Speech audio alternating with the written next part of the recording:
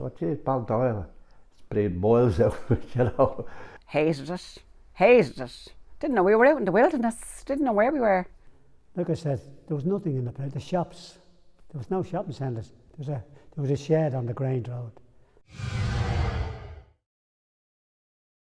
I ended up in Baldoyle. We lived in Swords. My mother became a widow when she was 39. She had 6 children, and she moved to Baldoyle to be nearer to her family in Howth. They had a Lord Mayor draw for any new skiers that was coming on the scene, and your names went into a hat and we got pulled out. There was a draw, opened the paper, there was a draw for houses in Baldoyle, so many houses in Seagrange, and so I put my name down and I drew a house, and brilliant. I'd like to buy my own, called Buy Me Own House. Well, I lived in Ballymun. I had 4 children and 1 bedroom flat, and we went in for the draw and we drew the house. Never rode a horse in my life, but enjoyed watching it, and great memories of the opening of the flat in Baldoyle when it would be jammed. The car park was a cinder track there at the race course, and basically opposite where the pub was, where I used to cycle into, and I think it was 2 shillings in at the moment at that time, you know. So that was my first connection with Baldoyle. Originally it was quite small, the pub, but as Baldoyle grew, the pub grew, and we were basically part of the community. For a lot of years, the Residents Association used to meet upstairs and sort out all the problems, and that went on for many a year. Wouldn't live anywhere else. All my kids want to live here. Yeah, it's the best place ever. It is really the best place ever. The kids were great. We had the best of neighbours. The neighbours were unreal. But then the neighbours were great, but we had the majority of people that were lived in Baldoyle when I moved in were all from Ballymun. Al's father, he drove us out, hadn't got a car or nothing. He drove us out. I said, I remember this place because we used to go by on the bus out to Portmarnock, because we always went out to Portmarnock during the summertime. And you just like a little village, tiny little village, just a pub there. I think there was a shop and that was it, you know.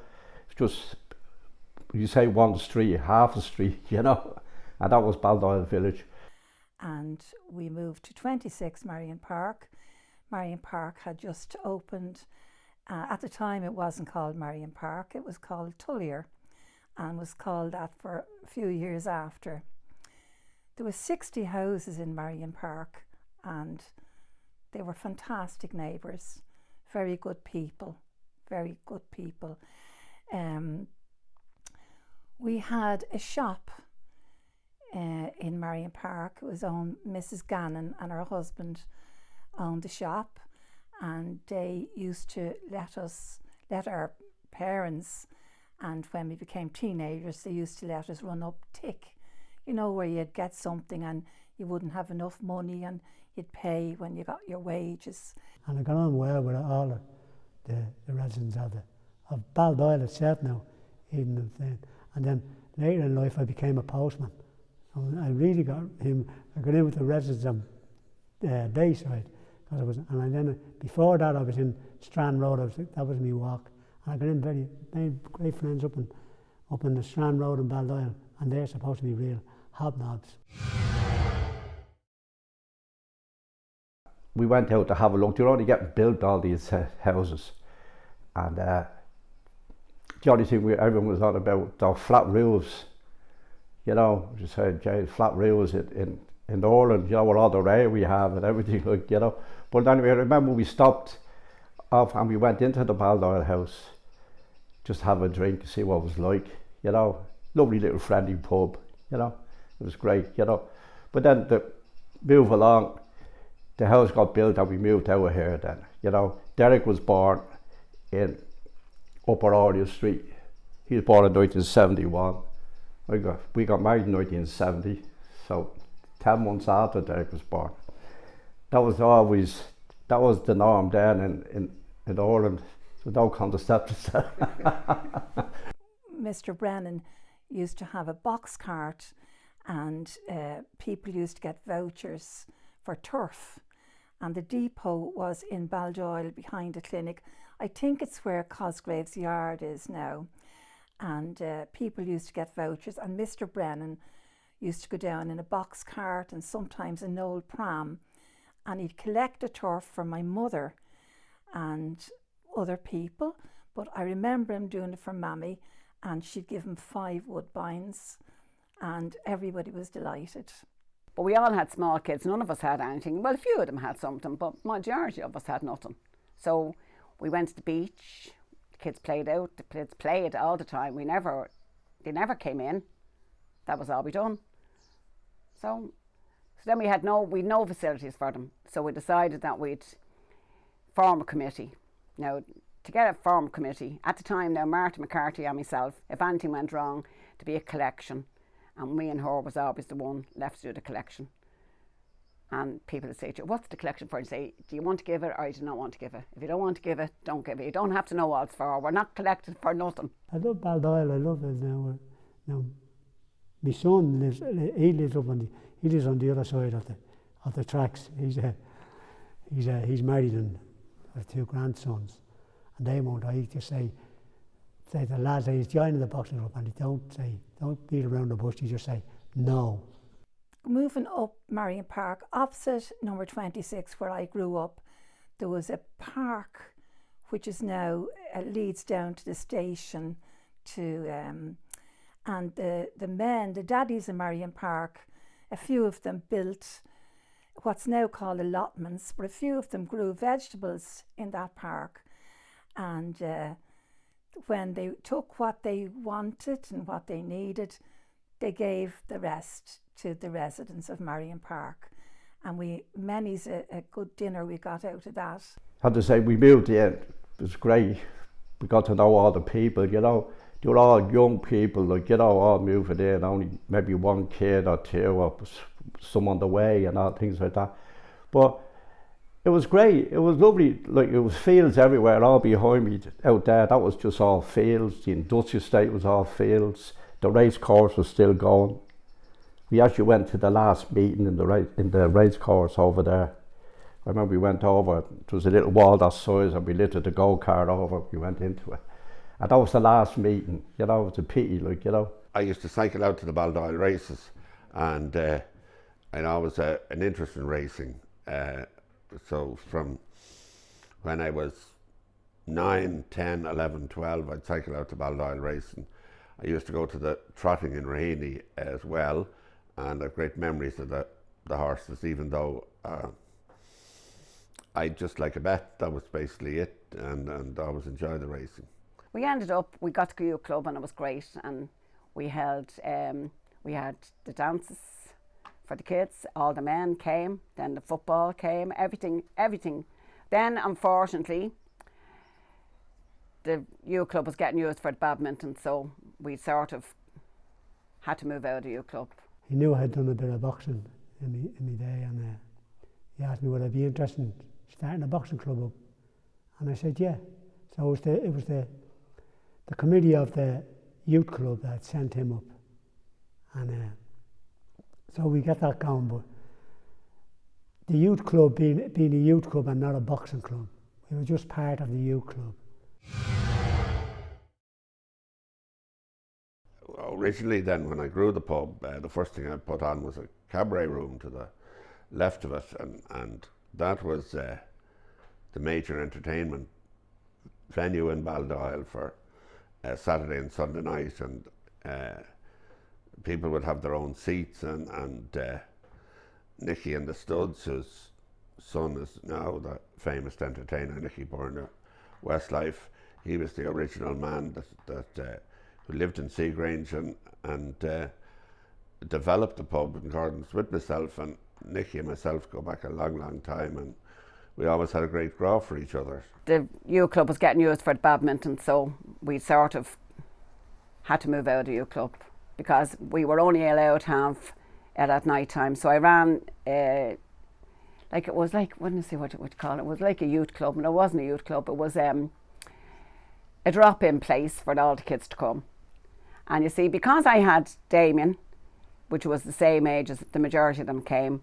It was great. Well, I think I might have been an embarrassment to my kids now, a lot, because I was a bit, and anyway, we done that and it was great, and the kids were all great. We never had any trouble. We never had the police. We never had no one ever done anything. We had a great residents committee here, brilliant. They went everywhere to the Mansion House. We had meetings, we had marches to get the rules put on, you know. Because after a couple of years, some of the rules started to leak, so that would give us our thing. Because eventually it would all leak. So we went, and the residents, they were great. There was a minister, he lived in Galway, say for the house and for whatever it was. They went down to Galway and they picketed his house, you know, and it was even on the television then going back. So we eventually got the grant to get a roof on. And then we said, well, we get that, because we had no fireplaces. We had a big yoke there, big thing, right up to the ceiling for central heating, you know. And we were all used to having fires, you know the way. And so we got the grants for that as well. And that's how these houses are lovely now. You know, they're wide and big staircases and all. The kids in Marion Park, I think we drove the neighbours mad, absolutely mad. We had great games. We really had. I never remember it raining when I was a child. I never remember the rain. Must have, but I never remember it. We had a neighbour around the corner from us on the curve, and she grew rhubarb and cabbage, but excuse me, she also had hens in the garden, and she shared that rhubarb with everybody. You couldn't pass by without a bit of rhubarb. And then passing around the circle, and I apologise if I'm leaving anybody out, because they were great people. And of course, then with the advent of more sophisticated entertainment, the cabaret scene and the died away, and of late now the room is used for parties, 21st anniversaries, christenings, funerals, but it still plays a major part in the community. So I also had a disco bar, which was a great place for young people to meet, and it was it was many young people in Baldoyle would have happy memories and probably met their future wives there. Do you know what I mean? But it's always been a community-based pub, and it's grew with the community, and we owe a big debt to the community, and I'd always be very conscious of that. It was the people that made it, and I'd be forever grateful to the people for it. Well, it wasn't I have to say I was very bold, hold my hand up. I'm 73 and I know I wasn't allowed out, but the 70s weren't allowed out, but I was 73, so I was allowed out, right? So that's where I looked at. Like, I'll never forget this year as long as I live, because this has just been a disaster year. You know, like, especially when you look at all these things happened on the other side of the world, and it used to never come over to this side, you know. But now that it's come over, like, it's so frightening, like, you know what I mean? My poor dog. My dog died in the middle of it. But my dog had to be walked every morning, so every morning I walked. I left here at 10 o'clock, and I would get back saying, I'll tell you where I walked. I walked down the drive and into the park, and I would get back about 2:45. 11 o'clock to 2:45, around the park. You stopped at every house coming up. We drank tea at every house, because everyone was out sitting in their garden, so everyone sat out. You met people you hadn't seen in ages. Having said, your lads hadn't seen the grandkids for a couple of months, you know what I mean? Only on the phone and that, you know the way. And my lads, we fair play, 3 sons, and they were great. But then again, the Donegal done an awful lot too. I could have got all my stuff from the Donegal, like all the messages, but the lads wanted to do their bit, and they'd come over once a week with the food, put it on the bench. They wouldn't make to do it now, your boy was there. But they used to leave it there, and they stand at the end of the pathway and talk and half an hour or so, like, you know.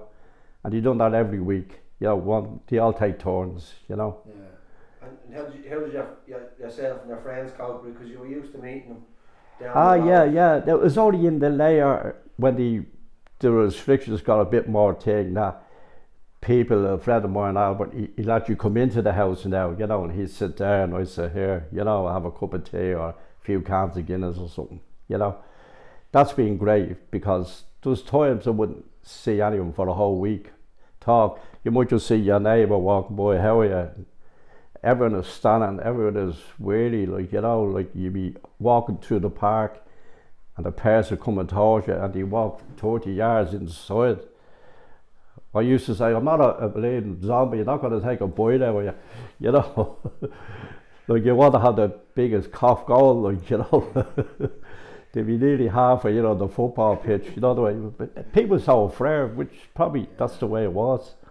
So I just kept local. I don't go to Donaghmede, I haven't been up in Donaghmede. No really major issues as such, but like business certainly collapsed, you know what I mean? And we had people that would be terrified to come to the pub. They haven't been in their seats since since we've reopened. They haven't shown because of nervousness, because of health issues. They would just be very, very careful. And it's sad to see men and women that really enjoyed coming down here, afraid to come down through no fault of their own, but they're very conscious of their own health and their own health issues. And for that reason, they just don't come down. They just mind themselves. And I certainly understand it, because I have my own issues, and but it affects different people in different ways. Well, it's certainly an event. It's a big event. Christmas Eve. There's no doubt at all about that. The major day of the year. I think it's just happy times, and people remember happy times. And even in times like this, it's the happy times you remember, not the sad times. And of course, I remember the first time we put Santi on the roof, which was like probably ahead of its time. I got a pilot to take him back from America, and So as you know, Christy Taylor has Santi on his race course, right? And one Christmas, and I went on to 3 Christmases, but the first Christmas, it was robbed off the race course and put on my roof. It grew in the telling, do you know what I mean? I think some of the boys, the local boys, decided to take it down, and word got out that he was for ransom, and this was back in the times when ransom was quite popular with the IRA, and I think some of the local boys, for a bit of crack, thanks be to God nobody got injured, because it's a bit tricky, but he was delivered back safe and sound, and there was no ransom paid, but took him off the roof and hit him for a couple of days, and back up again then, yeah. But were you frustrated at the time, or you knew it was something? No. I think it would be peer pressure that would demand he went back, you know, rather than. I think it was just a bit of fun for, you know, a couple of lads. And a certain party who lived in Baldoyle who was able to scale the race course without a ladder, and scale my roof without a ladder, and put it on my roof. So Christmas morning I wakes up, and people are walking past, you're putting the curtains, and people are going to mass. And we always went to midnight mass, so we weren't going to mass. And people are passing and waving. And I'm saying, God, everyone's really friendly today. But at the time when Santa was put on my roof, people hadn't got Santas on. You know, everyone now has Santas on their roofs. But at the time we had flat roofs. So Santa was on my roof. So he was, Christy Taylor came looking for his Santa. Right? So what they decided to do, they said if he gave a donation to something, they'd give him back. Which is what he did, and the Santa was given back. So that went on for 3 years. The Santa was taken off Christy Taylor's roof and put on my roof. So when I look at the Santa on Christy Taylor's roof now, because it still goes up, that's the same Santa. I just thought, well, look, I know what, it was the best thing ever. Yeah, it was the talk about Baldoyle now. See the roof on Iron, the Santa on Iron roof. But I mean, it wasn't me that done it, you know. But I knew who done it. Yeah, oh yeah, who will remain nameless. Yeah. But he done it, yeah. And I thought it was hilarious. They thought it was hilarious. Of course he did. Well, I think there should be more, like it's fantastic to see the community hall, how it's taken over and how often it's used, do you understand? And I think it's nice to see Fingal actually done it up there a few years ago, and that was the best thing that was ever done, because it's taken people out of a pub environment, which really they should be in a hall rather than a drink led. It should be community led, and that's a great asset to Baldoyle. And of course it got great publicity then with the Forget Me Nots. Yeah, well, I think with enough people there now around, like, you know, like, I'd love to see, okay, we want more stuff, but more security in places, like, you know what I mean? Like, you build a park, you know, you build a lovely park. If you don't have anyone, if it's going to be full of young fellas drinking cans all night, trouble and all this and that, you know, like all these areas all around, every household had to give a fiver a Thursday. But like what you have in America, parts of America, you get your own security, you know, and they police the area, you know what I mean? Rather than, you know, like what's happening, like to me, this could be a gorgeous. I mean, to view down that road down the end there, it's absolutely fantastic, like, you know what I mean? Like, I walk down there every second day and just breathe the air down there, you know, it's beautiful, like, you know. And I think we are getting things done slowly but surely, like, but I do think that they should secure places more, you know what I mean? You know, put people on to make it better for the likes of us, like, you know what I mean? Like, I wouldn't walk through that park in the night time through that alleyway, you know, up the Bayside. I'd be afraid of my life, you know what I mean? And there's nobody up there, you know. So things like that, I think, could be done a bit better in the area, like, you know. Apart from that, I think it's a brilliant area, like, I love it now, coming from the inner city, you know, I wouldn't change it for the rest of my life, you know what I mean? Like, even people often say to me, why don't you, what do you call it, download, get an apartment. I say, I can come up in the morning, walk out the back there, you know, a private place, walk out the front, talk to people. I don't want to be stuck in a flat, you know what I mean?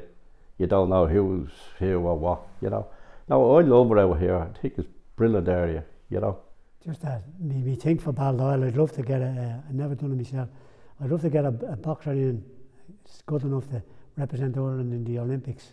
I suppose more sporting facilities for the children and even for the adults.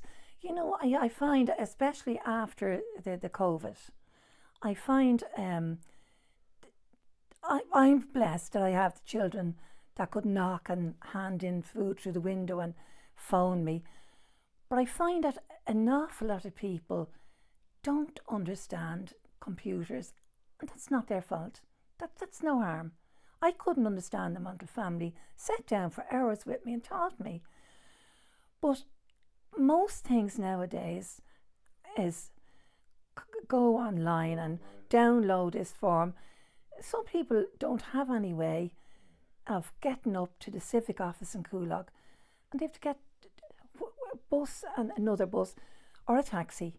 And if we had somebody with a job, you know, my feelings are, God bless the volunteers, but as long as there's volunteers, there'll be a dole queue a mile long. If they took 2 people off the dole and gave them a paid job of going around and helping people to download a form, like a helpline where the person would phone a certain number for the elderly and the not so elderly and say, listen, I'm applying for a grant or I'm applying for my pension and I don't know how to do this. You know, because there's a queue in the post office, and the way we are at the moment, wearing masks, I find you're standing so much away from people that you're shouting out your name, your phone number, your details, and you don't know, honestly, in this day and age, and do you live alone, do you not? Like, I find that in hospitals also, and they're going to have to get around that, because you're telling people your business and you don't know. You know, I suppose I'll have to learn to trust people more, but I've spoken to this about this to my friends, and they agree. They'd love somebody to come around, maybe answer the phone and leave your name for a call to say, hiya, can you help me go over this form? And, you know, these are my details. And they'll call up and help you. Not everybody has broadband. Not everybody is into the modern thing. Like, I love it. I remember one time going to Butlins, and a certain party who I met in Lidl and gave the whole little shop a few weeks ago, no, but last year I think it was. I'm on the queue in Lidl, and next to her the young man behind me, hi Miss Adams, and I turned around and I said, here I am, who is he? So anyway, he said, remember the time you threw me into the pool in Butlins? And of course everyone is turning around in Lidl to hear what the story was. So the story was, we had done a summer project, we were in the summer project, and we were getting ready to come home, and all the kids were dressed, and next little ones were messing, and this young fella pushed the young one into the pool, all her clothes on her, and she was screaming. Of course we got her out, and he's standing, he said, oh, it was an accident, it was an accident. So I went over to him and I pushed him in the pool, and he fell in the pool, and he said, ah, and I said, oh, but was it an accident like that? Because he was sort of pushing her in. I'm telling me, ma, he said. So I said, tell your ma if you want to. So he was from, I won't say where he was from, but he was from wherever he was from. And anyway, and he said, me ma'll be up. So I said, okay. So here, Rita said, there's going to be killing. You know, you shouldn't have pushed him in the pool. I said, well, too bad. He shouldn't have pushed her in. So the next morning we were in the youth club and we're all sitting there, and next he came in with his ma. And I said, here's trouble. Then she came up and said, he wants to know if he can go on to the trip today because he wasn't booked in. But I thought he was bringing her in but he never told her. So that's the kind of thing we done. The kids done things and you never told on them. In Dusty State, we actually built a pitch up there. We all went up with our lawnmowers and rakes and this and that and cleared it all out. You humps and load shovels and cleared it all out. And we used to play our 5-a-sides up there, 7-a-sides up there. And we used to march there, we about 60 of us every Sunday morning, down to the Baldoyle house, because the other pub wasn't opened. And we were going by, and that was all fields there. And when we got up that Sunday morning, all the clothes were missing off the line. All gone, like shorts and all that. I had a lovely black short, gorgeous, Rob. And we went out, up, there was all they all had a few of the caravans there. So we knew it was them, you know what I mean? So it was gas. We played our football and we all marched out with all, and one of the lads, like everyone knows who, Harry Doyle, like Lord of Mercy, he died there a couple of years ago. And Harry said to you, man, we're going down the pub, and when we come back up, if you're not gone, we burn you out. So we went out, we came back up, they were all gone. I still never got my black shirt back, but